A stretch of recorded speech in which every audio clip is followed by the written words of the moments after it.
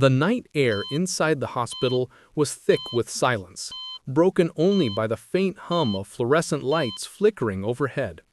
Security Officer David Carter had been walking these corridors for years, yet something about that night felt different. The monitors in the security room glowed like the eyes of some unseen entity, each screen a window into empty rooms, still hallways, and the rhythm of lives paused in fragile slumber. And then, everything changed. One of the cameras, aimed at a room on the far end of the east wing, began to twitch. A shadow flickered across the monitor, a movement so subtle it could have been a trick of the light. But David knew every nuance of these feeds. There were no staff, no visitors, not a single patient moving in that room. Yet the door opened and closed as though someone had passed through. He leaned forward, heart hammering, eyes tracing the pixels. The room was bathed in cold, pale light, the kind that made the skin feel thinner, more vulnerable. There was a rhythm to the movement now, soft, deliberate, almost coaxing. A sound, barely audible, threaded through the quiet. A faint metallic click, a whisper of static, like the monitors themselves were trying to speak. David's hand hovered over the control panel, hesitant. Was it a glitch? Could exhaustion be bending reality around him? He had been on late-night shifts before, but never had a hospital felt so alive. The shadows seemed to pulse, stretching across walls that had held only emptiness moments ago. The sensation of cold seeped into his bones, an unexplainable chill that had nothing to do with the night air. Every instinct told him to rationalize, to dismiss the images as faulty wiring or a trick of fatigue. Yet the unease gnawed at him. The hallway beyond the camera feed appeared empty, silent, but a part of him sensed the room was breathing, watching, waiting. And then the monitors flared, and for a brief instant, the figure of a person, or something like it, appeared, standing just inside the doorway before vanishing entirely. David blinked, rubbed his eyes, and the figure was gone. Only the humming monitors remained, indifferent and impartial. His chest tightened. Thoughts collided. What if it wasn't a technical error? What if the footage was capturing something beyond understanding, something that science had yet to define? Every corridor he patrolled afterward felt different, charged with unseen presence. He found himself glancing at the monitors more often, tracing shadows that didn't belong, wondering if the hospital itself held memories, echoes of lives and pain, of moments suspended between consciousness and the void. As David recounted these moments later, his voice trembled, not from fear alone, but from the gravity of what he had witnessed. The hospital, a place meant for healing and solace, had revealed a darker undercurrent, one invisible to the naked eye, yet undeniable when caught on camera. The stillness of the corridors, the soft beeps of life support machines, and the faint whisper of movement all became part of a story he couldn't ignore. It was the first time he realized that hospitals, for all their science and reason, held mysteries that might never be fully explained. That night, something had shifted, not just in the building, but in him. His understanding of reality, of life, of the thin barrier between what is seen and unseen had been fractured. In that moment, the hospital was no longer merely a place of work. It had become a threshold between the known and the unknowable, a stage for events that defied comprehension. David knew, with a certainty that unsettled him, that what he had seen was only the beginning. The cameras had seen more than he could process, capturing movements, presences, and whispers that might never be explained. And as he turned off the monitor and stepped into the corridor, the silence pressed against him once more, leaving a single lingering question. What else was waiting to be seen in the shadows? David Carter had walked these hospital halls for over a decade. Every corner, every linoleum floor scuff, every faint squeak of rubber-soled shoes was familiar to him. Yet, despite the predictability of his rounds, he knew that hospitals were more than buildings. They were living ecosystems of human fragility. He checked rooms, made sure doors were secure, listened for the faint beeps of heart monitors, and observed patients too weak to lift a finger. The role demanded vigilance, empathy, and the quiet acceptance that life and death often shared the same hallway. On most nights, his duties were routine, nothing more than ensuring safety and assisting the weary staff. But the long hours and solitary corridors had a way of exposing the subtle, uncanny oddities of hospital life. He remembered a time when an alarm would sound in a patient's room only for the staff to arrive and find everything normal, or the soft flicker of lights in empty rooms that he had once dismissed as electrical quirks. There were shadows, fleeting and indistinct, that seemed to flit across corridors, never appearing in the monitors, never leaving a trace. And then there were the monitors themselves, thousands of pixels displaying life in real time. He had learned to interpret every flicker, every blip, every irregular pulse as data. Yet there were moments when the cameras betrayed him, showing movements he could not explain. It was a subtle, growing tension between the empirical world of hospital security and the irrational heartbeat of mystery that lurked beneath. In his early days, he had prided himself on professionalism, on keeping a cool head while comforting panicked visitors, escorting wandering patients, or responding to code alerts. The emotional toll, however, often came in quiet moments, standing alone in a dim hallway after a difficult call. The weight of life's fragility pressed against him then. The helplessness of patients, the exhaustion of nurses, and the constant reminder of mortality. Yet the hospital was also a place of resilience and hope. The first laugh of a recovering child, the relief in a patient's eyes when a procedure succeeded, the quiet pride of a doctor delivering care in impossible circumstances. It was in this balance of despair and hope, of ordinary routines punctuated by extraordinary human moments, that David's experiences begin to take on a different hue. Small anomalies that had once seemed insignificant now felt like early warnings of something larger. Doors that seemed to move on their own, monitors recording faint disturbances, equipment that malfunctioned inexplicably. He cataloged them quietly, often alone. Medical staff dismissed some incidents as fatigue-induced hallucinations or explained them through glitches in technology. And yet, the incidents left a subtle, lingering unease, as if the hospital had a pulse beyond the one they monitored on screens. Through all of this, David developed a keen observation sense. He learned the rhythm of the building, the cadence of staff routines, and the quiet language of patients in distress. He became a guardian not just of safety, but of moments suspended in time, watching over lives as they hung between vulnerability and survival. And with every night shift, the ordinary routines and the small, inexplicable anomalies wove together, setting the stage for an event that would challenge everything he knew about reality, leaving him forever changed. The hospital was no longer just a place of work. It had become a threshold between the known and the unknowable, a stage for events that defied comprehension. David knew, with a certainty that unsettled him, that what he had seen was only the beginning. The cameras had seen more than he could process, capturing movements, presences, and whispers that might never be explained. And as he turned off the monitor and stepped into the corridor, the silence pressed against him once more, leaving a single lingering question. What else was waiting to be seen in the shadows? David Carter had walked these hospital halls for over a decade. Every corner, every linoleum floor scuff, every faint squeak of rubber-soled shoes was familiar to him.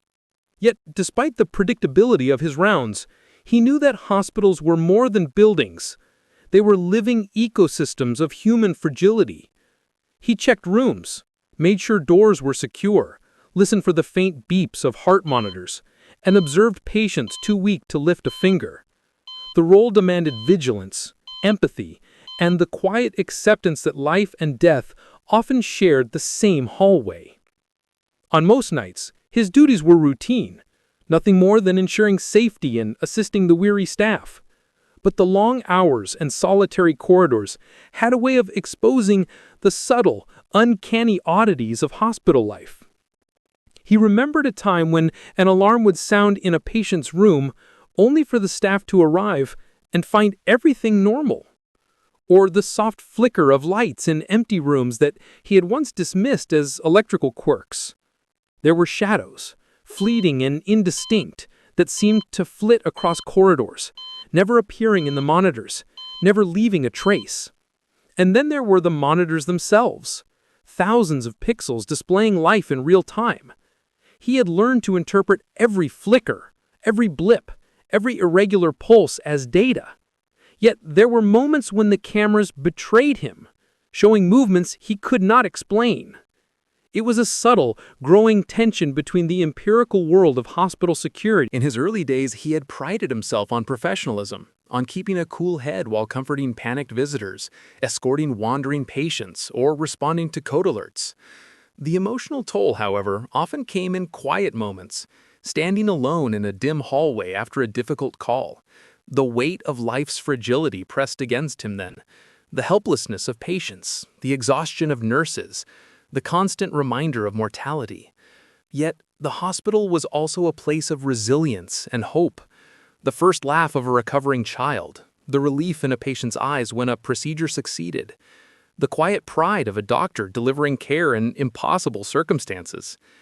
It was in this balance of despair and hope, of ordinary routines punctuated by extraordinary human moments, that David's experiences began to take on a different hue. Small anomalies that had once seemed insignificant now felt like early warnings of something larger. Doors that seemed to move on their own, monitors recording faint disturbances, equipment that malfunctioned inexplicably. He cataloged them quietly, often alone. Medical staff dismissed some incidents as fatigue-induced hallucinations or explained them through glitches in technology. And yet the incidents left a subtle, lingering unease, as if the hospital had a pulse beyond the one they monitored on screens. Through all of this, David developed a keen observational sense. He learned the rhythm of the building, the cadence of staff routines, and the quiet language of patients in distress. He became a guardian, not just of safety, but of moments suspended in time, watching over lives as they hung between vulnerability and survival.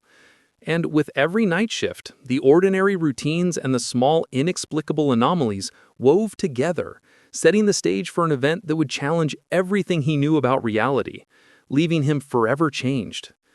The hospital was no longer just a workplace. It was a place where the human heart met the unknown, and where David Carter would soon confront a truth that no training could prepare him for. It began with a routine check on the East Wing, a corridor David had walked hundreds of times before. The hum of fluorescent lights, the distant echo of nurses' shoes on linoleum, the steady beeping of monitors, all seemed normal. But when he arrived at room 312, everything shifted. Inside, Emma Lawson, a patient recovering from a severe cardiac episode, lay in her bed, pale and unresponsive.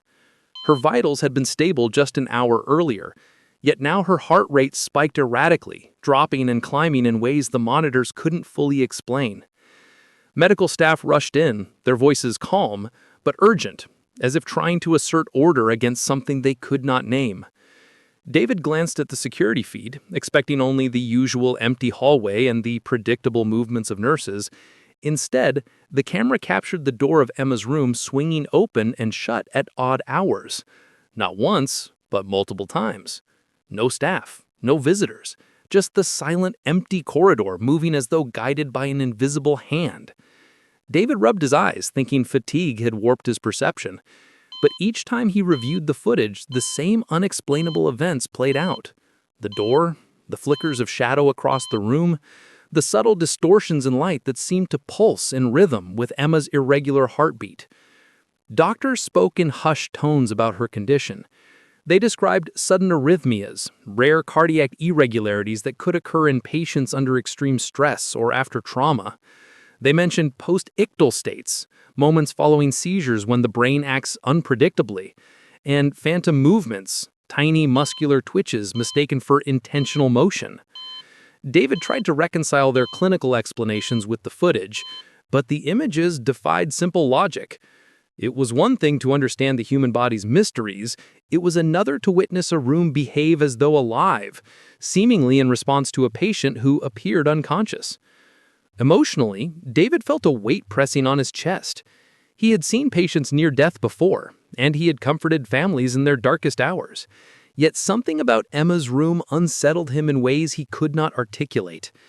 He thought of the whispers that seemed to drift through the monitors, the metallic click of the swinging door, and the flickering lights that danced at the edge of vision. Each anomaly was small on its own, but together they formed a pattern that suggested something beyond ordinary medical science.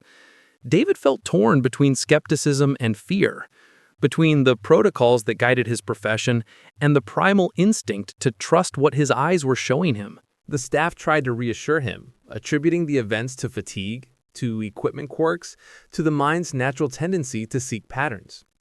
And yet, every night after that, David returned to the monitors, compelled to watch, to record, to understand.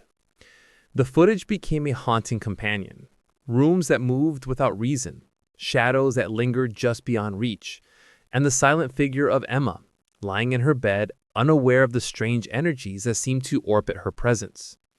For viewers, this section is a study in duality, the tension between human vulnerability and the eerie, almost supernatural undertones caught on camera. They are invited to empathize with Emma, helpless in her hospital bed, while also feeling the psychological strain David endures as he navigates evidence that challenges the boundary between science and the inexplicable.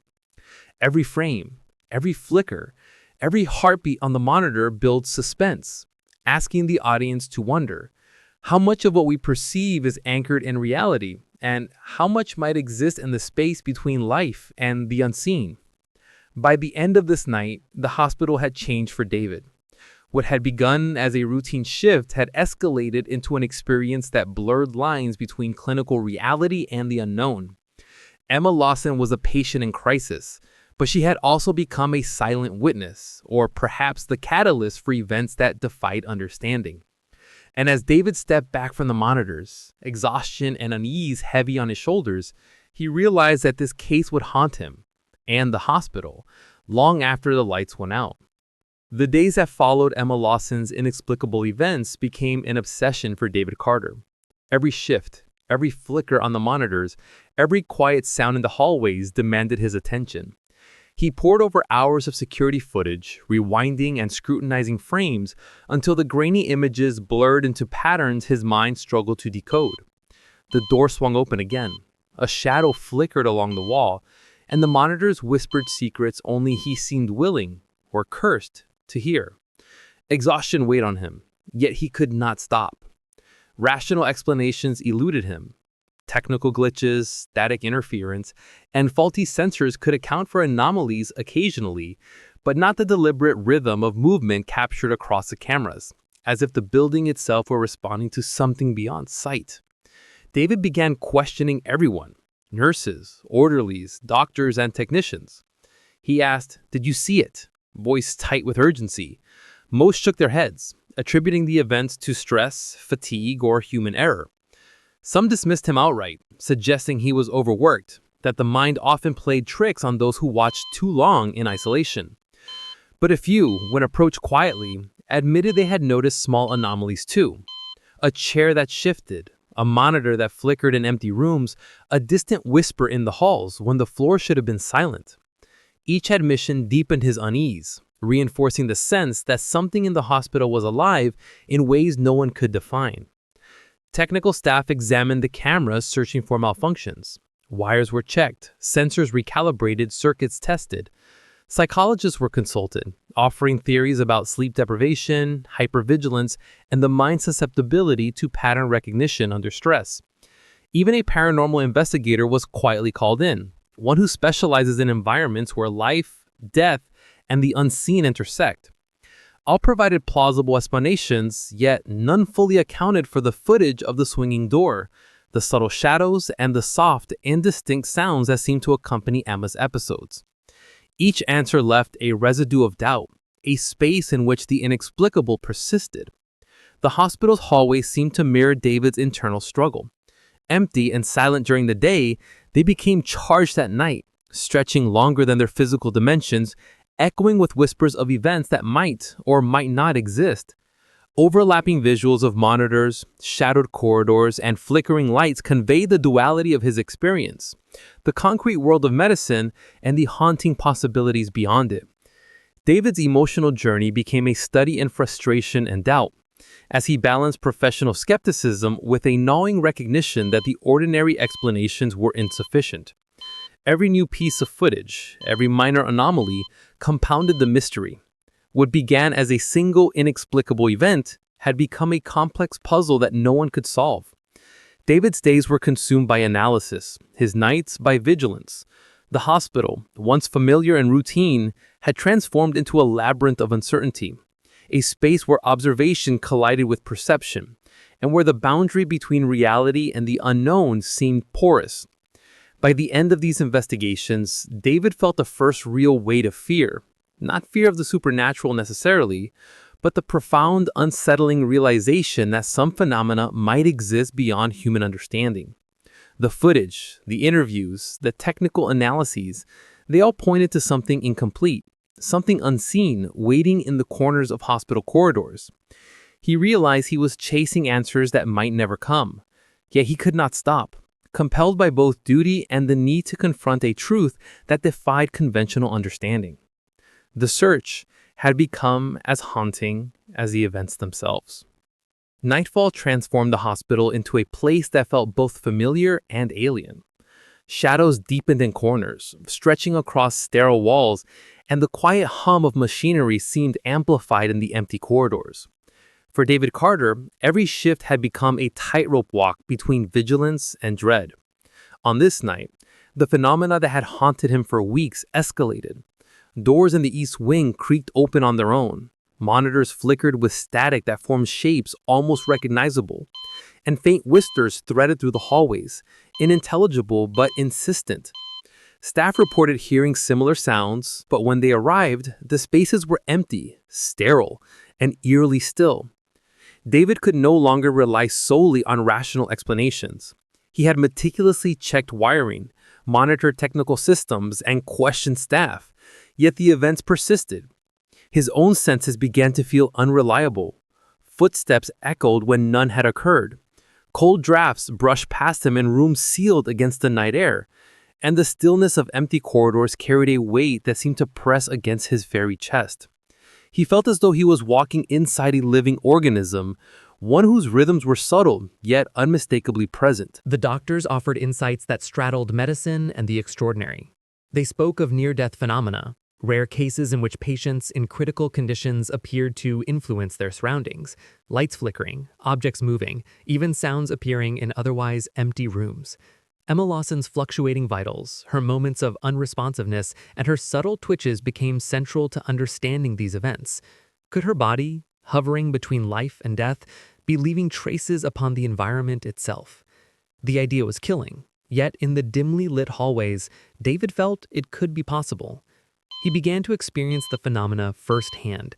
A monitor flared with static just as he entered a room. A door creaked open behind him, and when he turned, no one was there. The whispers seemed to follow him, low and insistent, a sound that was both comforting and threatening. He questioned his own mind. Was it stress, overwork, or the mind's desperate attempt to find patterns in randomness? And yet every instinct, every cell in his body screamed that these experiences were real. He could feel the hospital itself responding, reacting, as though acknowledging his presence, his concern, and perhaps his fear.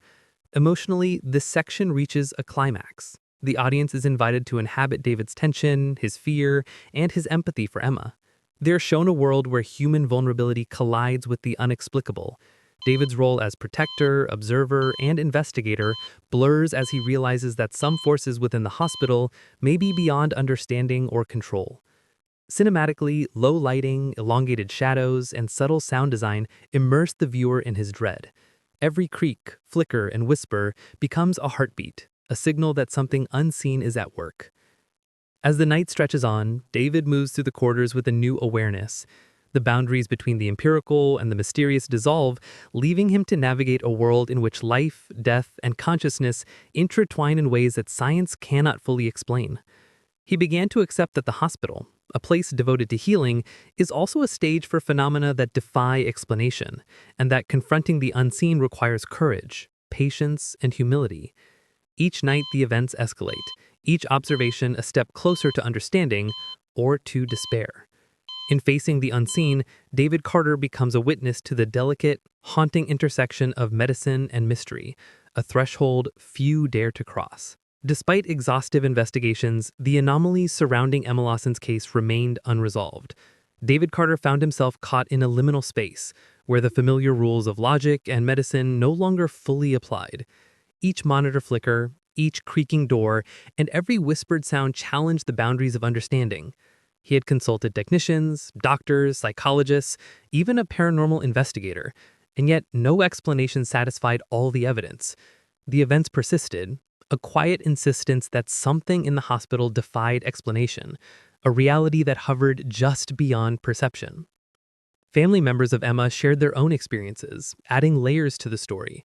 Her parents spoke of moments when they felt her presence near them at odd hours, when she had been unconscious or heavily sedated.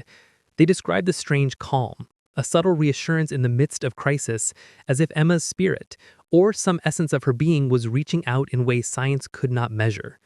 David listened, uncertain whether to find comfort or fear in their words, recognizing that empathy and human connection often intersected with the unknown in ways that defied categorization.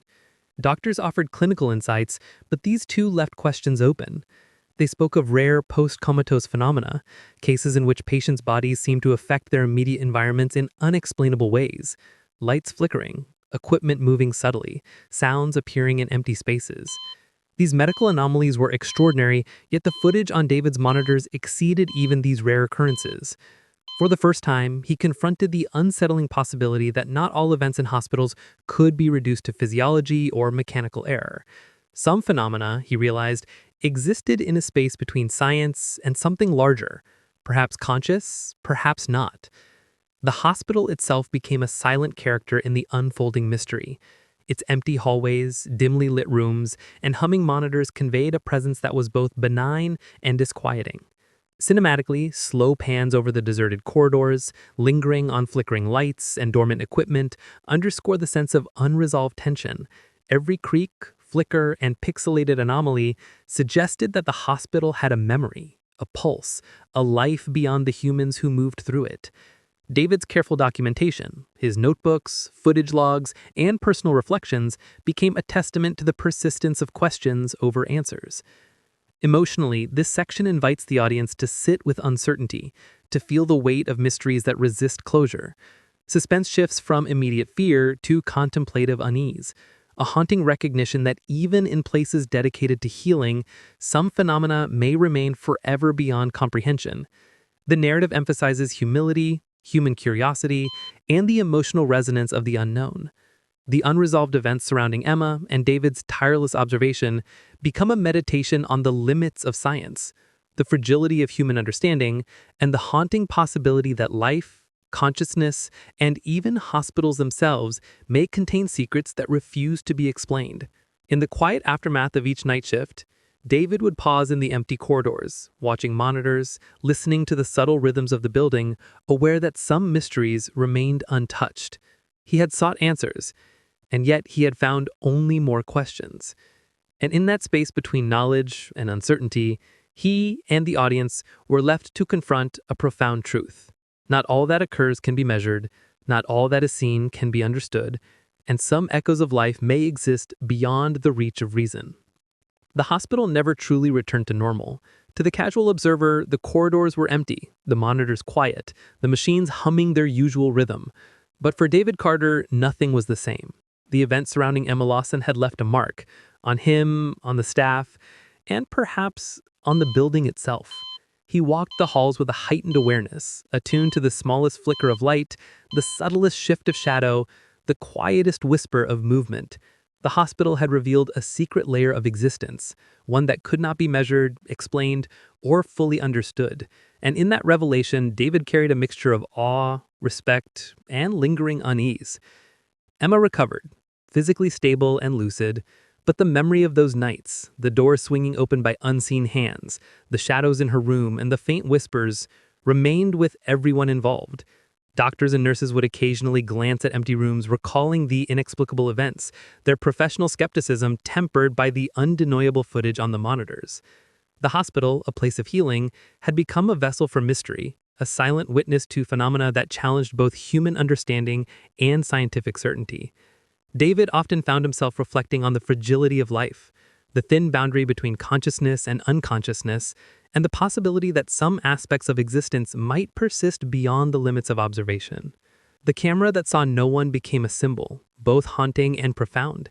It captured not only the anomalies in Emma's room, but also the subtle traces of human presence, fear, and hope. It was a reminder that even in spaces designed for order, routine, and logic, there could be moments where reality shifted, where life left imprints that defied conventional explanation. For David, it became a tool, a confidant, and a mirror, reflecting both the unknown and his own vulnerabilities. He understood that the hospital, in its quiet, unassuming way, had taught him to see beyond the obvious, to recognize the layers of existence that often go unnoticed until something extraordinary breaks through. Cinematically, the final scenes linger on empty corridors, bathed in pale light, monitors flickering softly, and archival footage of David and Emma, intricate with close-ups of the swinging door and shadows that defy explanation. There is a quiet reverence in these visuals, a meditation on life, mystery, and human resilience. The audience is invited to dwell in the tension between certainty and doubt, to feel the weight of unanswered questions, and to recognize that some phenomena remain beautiful and terrifying precisely because they are beyond comprehension. As David moves through the hospital night after night, he carries both the responsibility of his role and the humility of one who has glimpsed something beyond ordinary perception. The events surrounding Emma Lawson are not fully understood, but they leave a lasting impression, a reminder that the world, even in its most clinical and rational spaces, can harbor mysteries. The hospital, the cameras, the corridors, they echo with unseen presence, with life, with consciousness that may extend beyond the reach of science. And in that echo, the audience is left with a haunting thought. In places where we care for life and confront death, how much do we truly understand? And what might still be watching, waiting, or quietly moving just out of sight?